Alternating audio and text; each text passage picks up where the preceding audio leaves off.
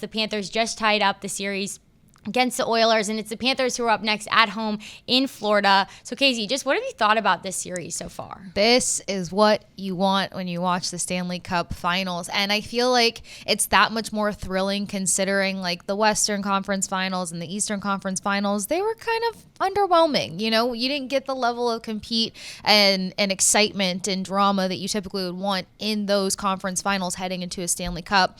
And on top of it, it's a rematch. You know, last year we saw both of these teams go behind 3 games a piece and then push it to a game 7.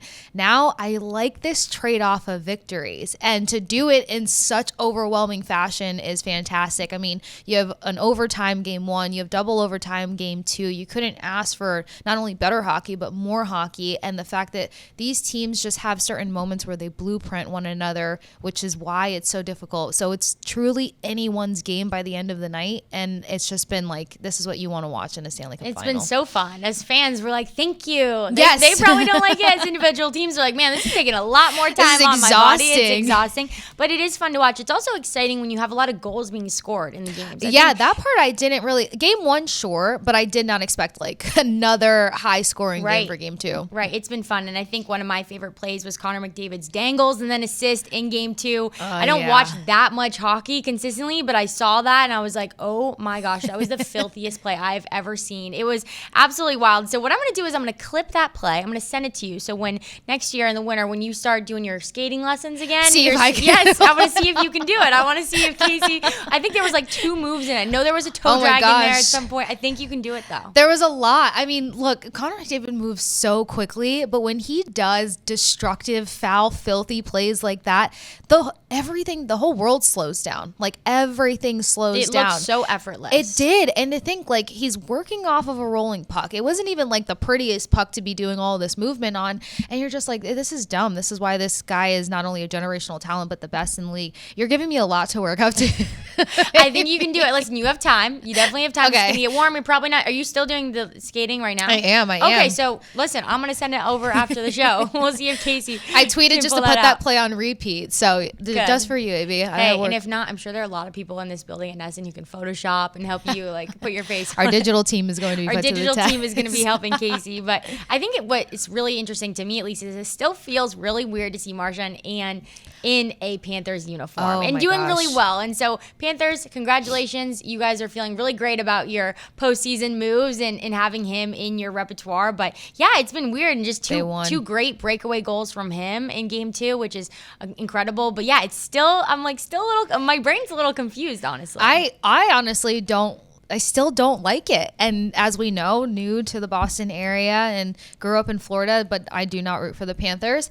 And it's so weird to me. And then the worst part about it is just how much the fan base has gravitated towards him. And you want to see that, obviously. Players deserve to be celebrated playing the hardest sport there is out there. But it's just weird. Like they're talking about him like he's always been theirs, you know? So you just kind of have that like ex remorse. The new kid comes in and the new kid becomes friends with your old best friend from growing up, and you're like, that was my friend first. Exactly. That's what I'm feeling every time I see something and I hear something. But no, I'm super psyched for his success there. I still don't want the Panthers to win. I think he's almost accomplished his 50% of play to where the Bruins can still get their first round draft pick, but it's just he's always had a larger than life, played bigger than himself capability, and you see that can translate to any roster, which is super cool. So happy for him, happy for his success. And then obviously it's so great to see his mom's awesome reactions. Like I loved when they had the mom's trip for the Bruins and we saw like Marchand's mom just completely emulate him and all the quirks that he has in his personality,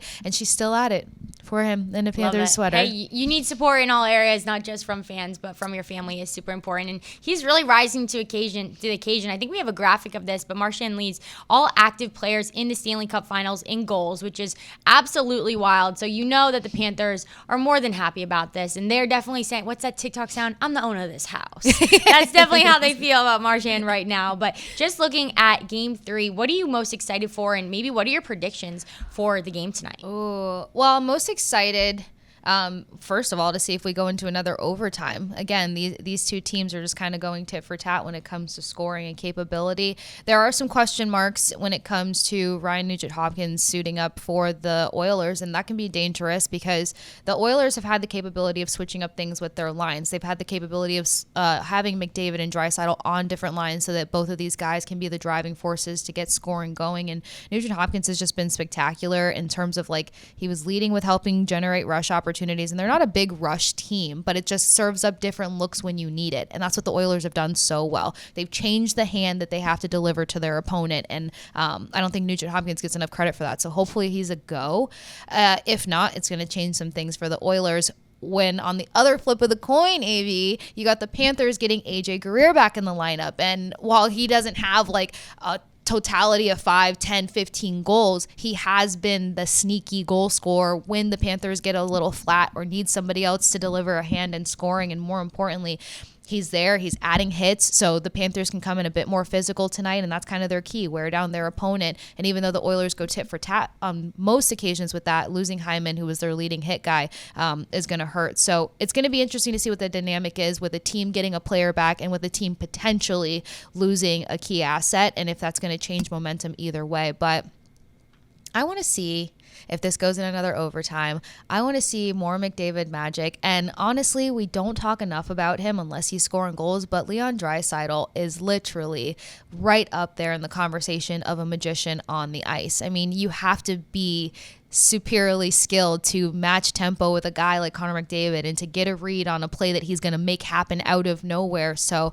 it's going to be good hockey overall, but it's going to come down to what guys are in or out of the lineup for me. It's been beautiful hockey, and I think that's what's been cool to see is just the skill plays that that didn't just like come up. They didn't just happen. Those were hours and hours and hours practiced in their private time, in group settings, at practice, in the off season that you get to see really come to fruition. And not everyone's making those plays, so it's been cool. But I do want to touch on what you said just about the hits because Panthers are at home. You know that they're going to be able to bring that aggression. They show off in front of their crowd. Definitely. You just imagine the atmosphere that they're going to have, and that's a crowd that knows how to win, so they know what it takes for them, and they got to do their part too and bring the energy. So I'm excited about that. But I think just with the amount of goals that have been scored, I'm excited to see who steps up between the pipes. Yeah. What goalie is able to, really make the stops that need to be made in those overtime plays, because we might see an overtime game or even just in the third period. So I think I'm going to go with Bobrovsky just because it is a home game and just the energy that he'll have, familiarity with that rink,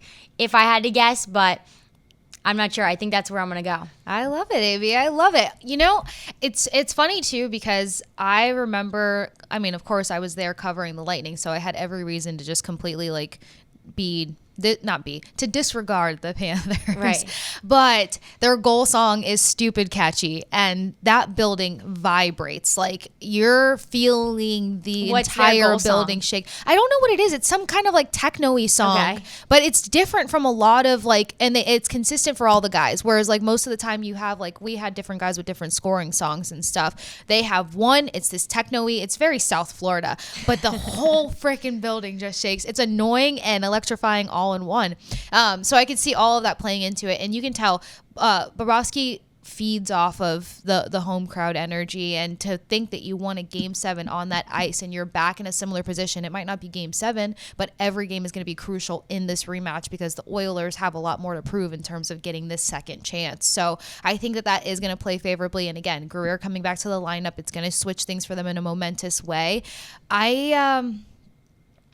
I don't know why. I keep gravitating towards the Oilers. Maybe just because you want it to go back and forth. It's more fun that way. I do. I want the disruption. I want this to go all the way to 7 games. I want it to trade victory for victory. And honestly, the Oilers started to get more attention in terms of their delivery when it comes to depth, and having a guy like Ryan Nugent-Hopkins either not be up to par or coming in, injured and banged up and maybe not be able to, play to his full capacity or not be in the lineup, that's where you're really going to see what this team has. And like, as much as the Panthers are great at comebacks, the Oilers have had the most insane comebacks, I would say, in terms of like this postseason. So I want to see if they can continue that flair. And Stuart Skinner catches a lot of heat. I admit I've been one of the people that have given him some of that. Kindly, everyone. I just say that I don't trust him sometimes, but I want to see him have a stronger game, and I want to see the Oilers kind of pick up some traffic in front of Bobrovsky, make him uncomfortable. You saw 2 really good mid-range goals out of the Oilers, and I think that they can replicate that, considering they have some of the top hockey IQ players on their roster.